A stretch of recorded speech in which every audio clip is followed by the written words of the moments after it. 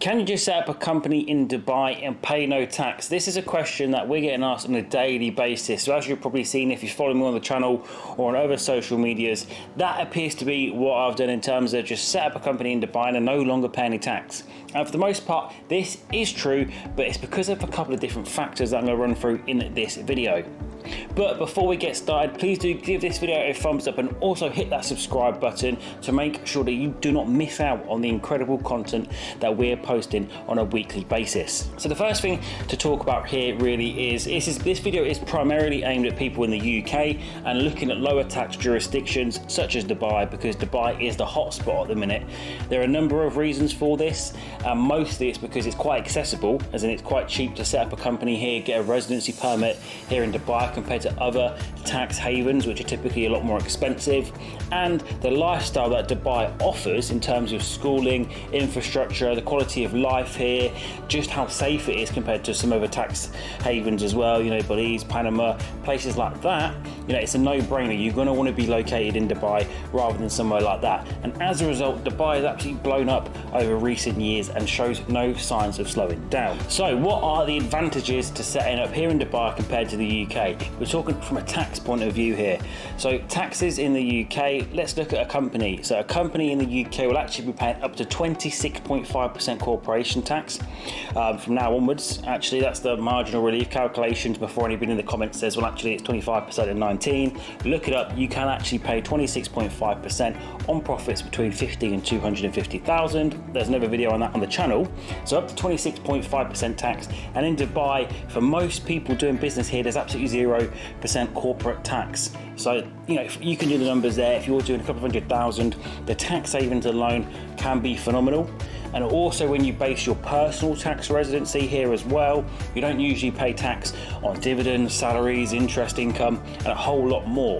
So actually when you look at a typical owner managed business, somebody like yourself, somebody like myself, actually what can be saved by just basing your tax residency on a personal level out in Dubai is significant and should certainly be explored just because of the wealth building potential it can have. So what a lot of people do is they either continue working as hard as they have and double the quality of their life, or they start to build assets, because you can use those tax savings to start buying property in the UK still, and as a result really compound your wealth at a much greater rate than you ever could if you was in the UK, because you're constantly giving 50% or so in most cases of your hard-earned income, your business profits, over to the taxman. So what exactly is the difference between a personal tax residency and a corporate tax residency? Well, from a personal tax point of view, this is where you're personally based, usually for the majority of the year. So if you're a UK taxpayer, it really means that you can't spend a significant amount of time in the UK. For most people, it's less than 90 days a year.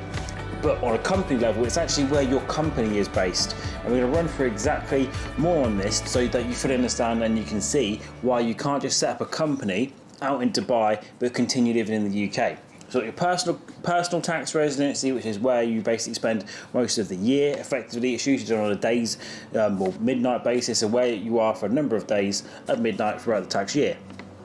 On a company level, so it's actually where that company is based, incorporated, controlled, or looking at this basically, if you look at the tax treaties, if there's a tiebreaker clause. So what actually determines the residency of a company? And broadly, from a HMRC point of view, it's deemed to be the place of central management and control. And this means where the big board decisions are made, where the company is actually run from, and where the decisions are made. So if you're basically approving a new product line, if you're buying a property, if you're looking at all of these factors, all of the decisions that you would typically make as a business in order to run and grow that business, where are those decisions being made? Are they in Dubai or are they in UK? So this basically leads on to the dilemma that people have as to where they just set up a company in Dubai but continue to actually run the company from the UK. Because what will happen here is, although the company is incorporated in Dubai, HMRC, because the place of central management and control is in the UK, they will look to tax that company to corporation tax as well. So for most people, you can't just set up a company in Dubai and move money over, have it tax-free, because if you're a UK resident, it's going to be difficult for you to prove that the place of central management control isn't in the UK, because after all, if all of the directors are UK resident and as a result spend enough time in the UK to be UK resident, how can that company possibly be run from overseas when there's that basic mismatch between your personal tax residency and your basic Dubai or UAE corporate residency? So what you need to do is, if you do want to prove that your company is run from Dubai, is you do have to actually run it from Dubai. All of the board meetings, all the day-to-day decision making, basically in the long and short that you do have to fully move to Dubai in order to get that benefit. You need to spend enough time in Dubai to show that you are physically running the company from there. Ideally, you have UAE resident directors, so you can look at nominee directors in some circumstances, depending on the specific activities of the company, but for the most part, you can't just do this to avoid tax, end of the day, or evade tax, I would say, because you can do it to avoid tax. And everyone knows the difference between evasion and avoidance, and it's a thickness of a prison wall. Because avoidance is legal and it's the taxpayer's right to do so, but evasion is illegal and will land you in jail. So what you need to do here is you do need to have basically a commercial rationale and actually be based out here in Dubai to fully make the most of this opportunity, and to ensure that if HMRC do look into your corporate affairs and question the residency of your company, you can prove to them quite rightly that it is actually centrally managed and controlled from Dubai, and as a result it's only subject to tax here in Dubai at 0%. So there we have it, guys. Unfortunately, you can't have your cake and eat it in this situation. If you could just set up a company in Dubai, you pretty much have to be Dubai personally tax resident as well in order to ensure that the corporate residency of that company is out here in Dubai where there's no tax. That said, if you do want to be tax efficient and really do build your wealth, definitely food for thought in terms of making all of your tax residencies out in Dubai personally and on a corporate level, because that's where I have the biggest success and that's where all of our clients have the biggest success as well. Being able to take dividends, interest income, salary, profits from companies, all completely tax-free because they're based their entities out here.